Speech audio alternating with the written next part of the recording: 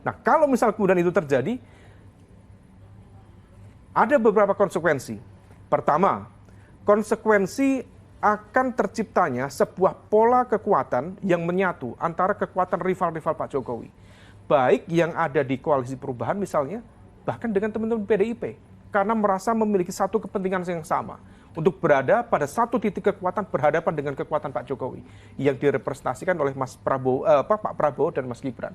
Kedua, narasi yang sangat efektif untuk menghantam pasangan ini, salah satunya adalah politik dinasti. Dan politik dinasti tidak sesuai dengan agenda reformasi, tidak sesuai dengan konteks tata kelola pemerintahan yang baik, yang transparan, yang akuntabel, dan di saat yang sama, tentu ini tidak merepresentasikan corak demokrasi yang tadi disampaikan oleh Mas Aryo Bimo itu.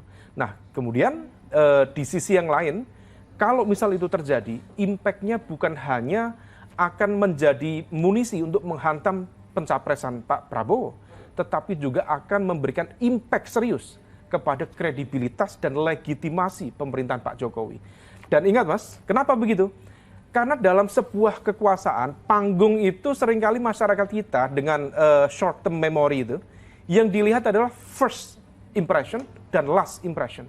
Kalau first impression, at least per hari ini relatif Pak Jokowi bisa membuktikan bahwa yang dia kerjakan bisa diterima oleh masyarakat. Buktinya apa? Dia terpilih lagi, approval rate-nya relatif terjaga, tetapi ketika kemudian di ujung pemerintahannya ada last impression yang ingin dia gambarkan, ternyata begitu sesuai yang dispekulasikan banyak pihak, memberikan ruang bagi anaknya, undang-undang dia ubah, yang seolah-olah perubahan undang-undang ini menjadi kelanjutan dari operasi politik yang dulu tidak jadi. Apa aja?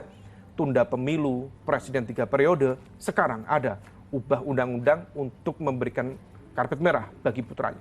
Kalau misalnya ini terjadi, saya pikir akan menjadi catatan serius bukan hanya pada perkembangan demokrasi di Indonesia, tetapi juga memberikan catatan yang kurang baik bagi ujung pemerintahan Pak Jokowi itu sendiri. Sepertinya tidak ada yang diuntungkan. Lalu siapa Mas yang diuntungkan kira-kira? Yang diuntungkan salah satunya Pak Prabowo. Kenapa Pak Prabowo? Karena kalau misal kemudian Pak Prabowo bersama dengan Mas Gibran, secara de facto ketua tim suksesnya siapa? Pak Jokowi. Artinya apa? Ini menjadi sebuah pertaruhan besar. Kenapa? Kalau sampai kemudian betul, kalau misal memang betul, Prabowo Gibran melangkah, maju, terdaftar di KPU, maju menjadi kontestan, maka menang atau kalahnya pasangan Prabowo Gibran, itu akan menentukan hidup matinya kartu politik Pak Jokowi ke depan. Menentukan keselamatan politik keluarga Pak Jokowi ke depan. Dan juga barangkali di lingkaran-lingkaran itu. Artinya apa? Ini akan all out. Akan menggunakan segala kekuatan untuk memenangkannya. Kalau betul itu akan terjadi. Terjadi atau tidak, wallahu alam. Kita tunggu nanti putusan dari MK. Oke.